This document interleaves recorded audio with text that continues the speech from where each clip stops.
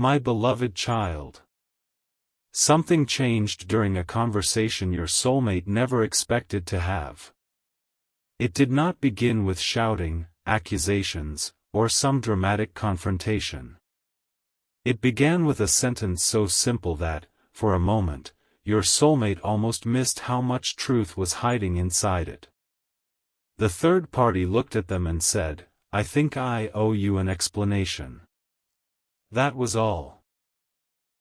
But your soulmate immediately felt that this conversation was different from every explanation that had come before. There had been excuses in the past. There had been warnings, concerns, questions, and different versions of the same story. Sometimes the third party said they were only trying to help. Sometimes they said they had noticed things your soulmate had not noticed. Sometimes they insisted they were only being cautious because they cared. And for a long time, those explanations sounded believable enough that your soulmate stopped asking the deeper question. Why had this person felt the need to come between the two of you in the first place? Don't skip, because what came next was not really about something you had done. It was about what your presence had awakened in someone else. The third party hesitated before continuing. Your soulmate noticed it immediately because this person usually had no difficulty explaining their opinions. They could always find another reason: you were too distant, too private, too calm, too difficult to read, or somehow not what your soulmate needed. But now they were struggling to speak. Finally, they said, "When you started getting close to them, you changed." Your soulmate expected that sentence to become another criticism of you. Instead, the third party continued. "You were calmer." That answer caught your soulmate off guard. The third party explained that after conversations with you, your soulmate seemed different. They questioned things they had once tolerated without thinking. They started speaking more honestly about what they wanted. They became less willing to keep agreeing with everyone simply to avoid conflict. They started thinking about the future differently. And whenever your name appeared on their phone, there was something in their expression the third party could not ignore. It was not obsession. It was peace. That was what bothered them. Here is where everything becomes deeper. At first, the third party believed your connection would disappear naturally. They assumed ordinary life would take care of it. A little distance. A misunderstanding. A few unanswered messages. Busy schedules. Different expectations. Maybe pride. They believed your soulmate would eventually return to being exactly who they had been before you came into their life. But that never fully happened. Even when you were not physically present, your soulmate kept carrying parts of the connection with them. They remembered things you said. They remembered the way you could disagree without humiliating them. They remembered how you sometimes gave them space instead of demanding an immediate answer. They remembered that when something became emotionally complicated, you did not always try to win. Sometimes you simply listened. Sometimes the clearest proof that someone matters is not what happens while they are present. It is what remains after they leave the room. And something about you remained. The third party had noticed it long before your soulmate was willing to admit it. Your soulmate finally asked, "So why did that bother you?" The answer did not come quickly. The third party looked away and said, "Because I thought if you became closer to them, there wouldn't be a place for me anymore." That sentence changed the entire atmosphere. There was no accusation inside it. Only fear. Your soulmate did not respond immediately because suddenly so many old conversations were returning with a different meaning. "Are you sure about them?" Do you really know them? What if you're moving too fast?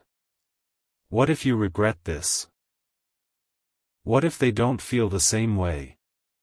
What if you're imagining something that isn't there? Those questions had always sounded like concern. Now your soulmate began remembering when they had usually appeared. Not when the connection was failing. When the connection was becoming clearer. Whenever your soulmate started speaking warmly about you, another question arrived. Whenever they considered reaching out, someone suggested waiting. Whenever they admitted that they missed you, someone reminded them of every uncertainty. Whenever there was an opportunity for clarity, doubt entered the room first. And this is where the confession changed everything. The third party admitted they had not needed your soulmate to stop caring about you completely. They only needed them to doubt themselves long enough that nothing moved forward. That distinction hurt. Because your soulmate remembered messages they had written and deleted. Moments when they had almost called. Nights when they had opened your conversation, stared at your name, and decided to wait until tomorrow. Then tomorrow became another day. Another week. Another silence. They remembered one particular evening when they had wanted to ask you a direct question, but instead they discussed it with the third party first. By the end of that conversation, your soulmate had convinced themselves that contacting you would make them look weak. So they stayed silent. And somewhere on the other side of that silence, you may have been trying to understand why. Your soulmate finally asked the question underneath everything. Why didn't you just tell me you were afraid of losing me? The third party became quiet. For the first time, your soulmate saw something almost uncomfortable in their face. Not guilt alone. Embarrassment. Because criticizing them was easier, the third party admitted. They said it had been easier to question you than to admit, "I'm afraid your life is changing." Easier to say, "Be careful," than, "I don't know where I fit anymore." Easier to suggest that you were pulling your soulmate away than to confess, "I'm scared I won't matter to you the same way." Your soulmate listened without interrupting. And slowly, the conflict started looking different. You had never asked your soulmate to abandon everyone around them. You had never demanded that friendships disappear. You had never asked them to erase their history. You were simply asking for a connection where two people could speak honestly without someone else deciding what every silence meant. That memory led your soulmate to something else. A small moment from the past. Someone had once said something unfair about you while you were not there. They suggested you were playing games. Your soulmate had answered almost immediately. That isn't who they are. They had forgotten about that moment. The third party had not. They admitted, "That was when I knew it was deeper than you were saying." Your soulmate looked confused. The third party explained that until then, they still believed your soulmate's feelings were temporary. But when they heard your soulmate defend you without hesitation, they realized you had already become someone your soulmate understood for themselves. Someone whose character they had observed directly. Someone whose intentions could not be completely rewritten by another person's opinion. Something important is waiting for you here, because this was when your soulmate finally asked a question they had probably needed to ask years earlier. Did you ever actually dislike them? The third party took a long breath. Not in the beginning. Your soulmate was not prepared for that answer. The third party admitted that when they first met you or first heard about you, they did not see a threat.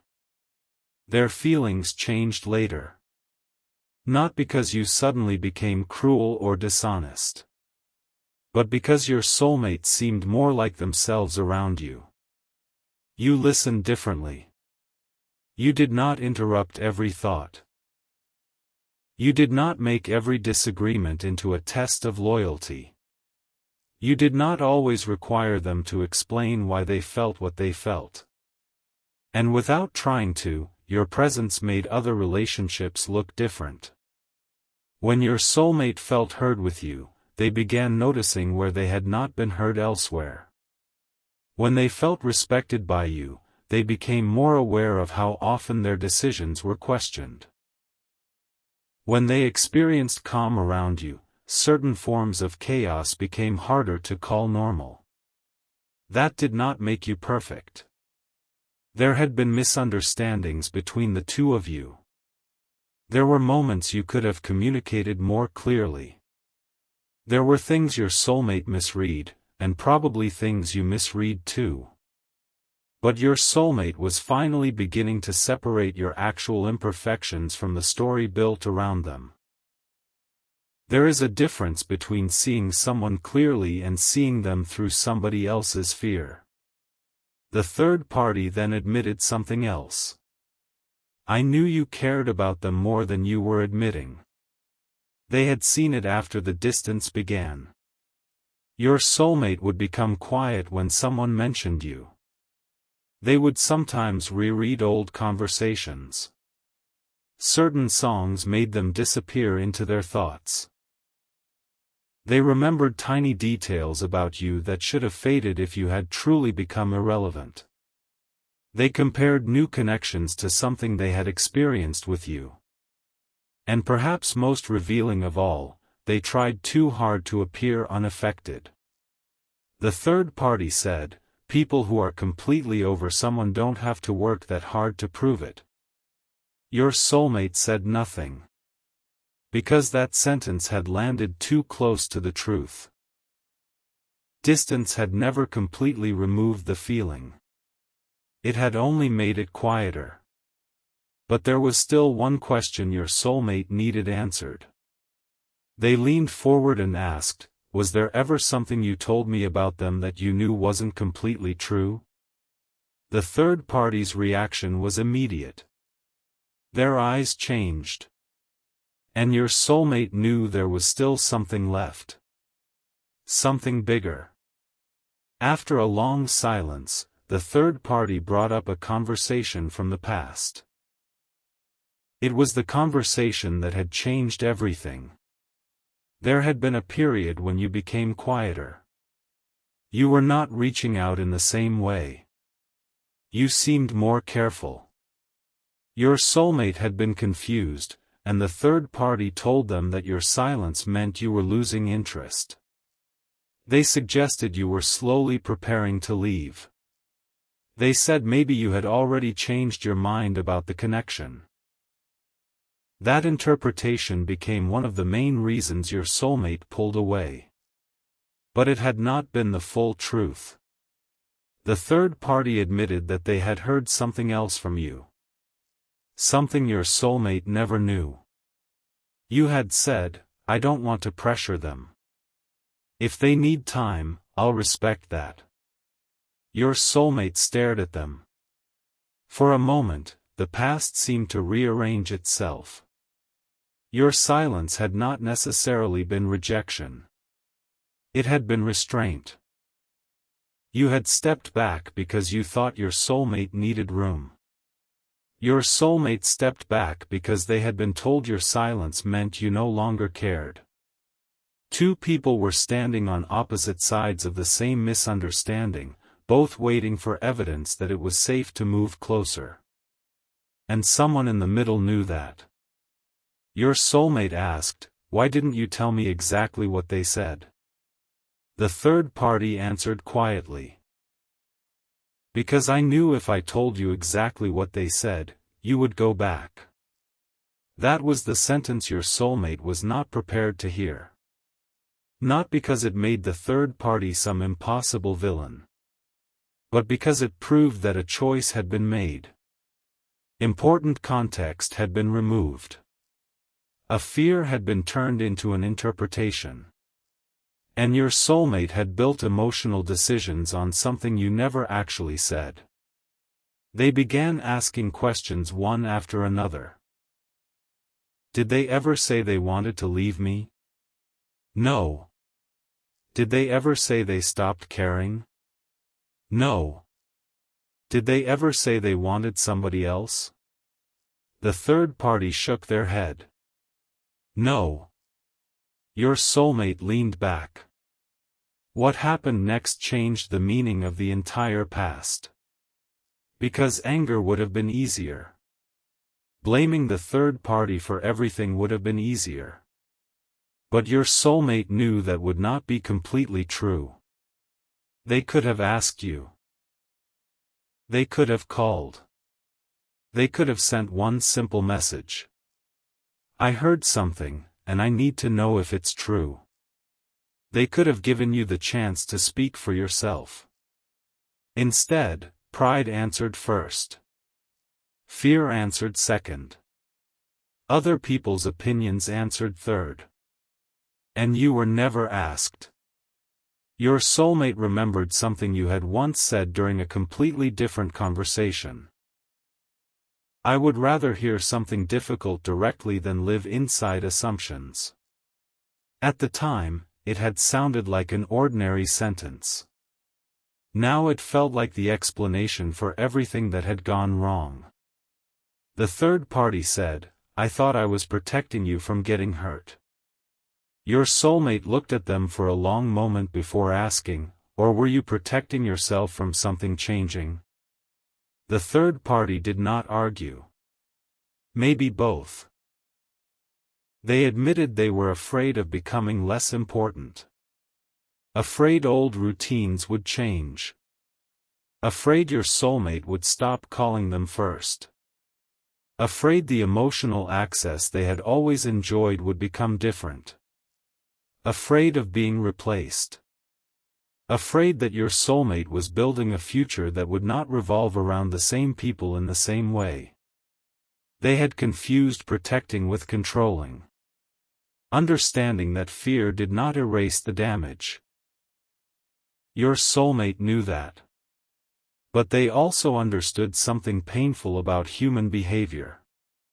People sometimes hurt others not because they wake up wanting to destroy something beautiful, but because they do not know how to say, I am scared. Your soulmate told them quietly, you could have told me you were afraid. I might have understood. The third party nodded. I know that now. Then another memory returned. One night, long before everything became complicated, you and your soulmate had talked casually about the future. Nothing dramatic. No enormous promise. No declaration that the two of you had everything figured out. You talked about ordinary things. A peaceful place to live. Dinner after a long day. Taking a trip somewhere neither of you had seen. Having quiet mornings without always rushing. Building something slowly instead of forcing it. Your soulmate had laughed during that conversation. But later, privately, they had imagined it. You inside a future that felt calmer than the life they knew. The third party had noticed. I remember that night, they admitted. Your soulmate asked why. Because that was when I realized you weren't just enjoying them. You were imagining a life. Then came another confession. I thought once you started imagining a life with them, I wouldn't be able to change your mind. Your soulmate answered softly. Maybe you were never supposed to change my mind. That sentence left both of them silent. Because your soulmate was finally understanding that healthy love does not require every other relationship to disappear. Family, friendship, loyalty, and romance do not have to fight for one emotional chair. Healthy connection expands. It makes room. You were never asking your soulmate to choose you over everyone else. You were asking them to stop allowing everyone else to choose for them. But the conversation was not over. Near the end, the third party suddenly said, "There is another reason I finally told you all of this." Your soulmate looked up. The third party explained that something had happened recently. A few days earlier, they had seen your soulmate with an old message open on their phone. The message was from you. Nothing dramatic. Just a conversation from a long time ago. But your soulmate had been reading it with the kind of silence that revealed memory was still alive. The third party had noticed that your soulmate had not erased everything. Had not forgotten. Had not fully moved on in the simple way everyone had pretended. Then, later that same week, someone mentioned you unexpectedly. And your soulmate did something familiar. They defended you again. Someone made an assumption about why things had ended, and your soulmate said, "That's not the whole story." The third party realized the truth had been buried long enough. But there was one final detail. The one that made your soulmate's chest tighten. During the separation, there had been a moment when you tried to reach out. Not with some enormous confession. Not with pressure. You asked through someone whether your soulmate would be comfortable hearing from you. You did not want to intrude. You did not want to create more tension. You only wanted to know whether the door was completely closed. The third party had known. And they had discouraged it. They told the person who carried the message that your soulmate needed space and probably would not want contact. Then they never told your soulmate that you had asked. For a long time, you may have interpreted the silence as your answer. And your soulmate had interpreted your silence as theirs. Two people believing they had been rejected. Neither of them knowing the entire truth. Your soulmate closed their eyes. There was no way to return to that exact moment. No way to undo the messages that were never sent. No way to recover the conversations that could have happened. The past had already taken its shape. But truth changes what a person does with the next moment. Your soulmate now understands that if there is ever another conversation between the two of you, it cannot be built on somebody else's interpretation. Not on pride. Not on fear. Not on carefully edited versions of the truth. Not on waiting for someone else to explain what you meant. Not on emotional games. It would have to be direct. Uncomfortable, perhaps. Honest, definitely. Your soulmate does not know what you would say. They do not know whether too much time has passed. They do not know whether the relationship could become what it once almost became. And they are no longer pretending that one conversation can erase everything. But they finally understand something they did not understand before. You were not asking them to abandon anyone. You were asking them to trust their own heart enough to speak honestly. And somewhere between the confession they just heard and the memories they can no longer interpret the same way, your soulmate is left with one question that no third party can answer for them anymore. If one honest conversation could finally replace all those years of assumptions, are they brave enough to begin it?